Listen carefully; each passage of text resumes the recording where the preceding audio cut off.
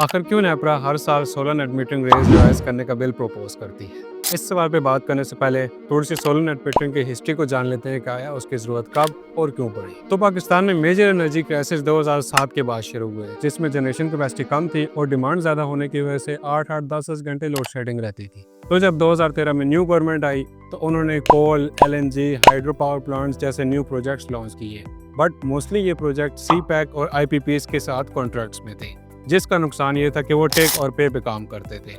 मतलब अगर आप बिजली लेते हैं या नहीं लेते, दोनों सूरतों में आपको चार्जेस देने पड़ेंगे। फिर 2015 में नेपरा ने नेट मीटरिंग पॉलिसी इंट्रोड्यूस करवाई, जिसके थ्रू आप लीगली ग्रिड को बिजली सेल कर सकते हैं और काफी सारे लोगों ने नेट मीटरिंग शुरू कर दी। अब रेट्स रिवाइज करने के पीछे दो मेजर रीजंस हैं। पहली है डिस्ट्रीब्यूशन इंफ्रास्ट्रक्चर, मतलब जो हमारे ट्रांसफार्मर्स हैं उनमें ओवरलोडिंग होती है और इसी के साथ जो हमारे ग्रिड स्टेशंस हैं उसमें वोल्टेज और फ्रीक्वेंसी इंस्टेबिलिटी के मसले। और दूसरी वजह है नॉन सोलर कंज्यूमर्स पे लोड पड़ना, क्योंकि गवर्नमेंट ने आईपीपीएस के साथ कॉन्ट्रैक्ट्स किए हुए हैं। मतलब उन्होंने आईपीपीएस को पूरी पेमेंट करनी है, वो चाहे नॉन सोलर यूजर हो या चाहे सोलर यूजर हो। क्योंकि सोलर यूजर का बिल माइनस हो गया तो वो तो किसी किस्म की पेमेंट नहीं कर रहा, लेकिन अब गवर्नमेंट वो पेमेंट नॉन सोलर यूजर से ले रही है। इसी तरह हम देखते गए कि सोलर के बावजूद यूनिट के रेट्स हर साल ऊपर जाते रहे, बट इस सब के बावजूद सिर्फ पिछले साल ही 17 गीगावाट्स के सोलर पैनल्स इंपोर्ट हुए हैं और ये फिगर बढ़ती जा रही है, कम नहीं हो रही।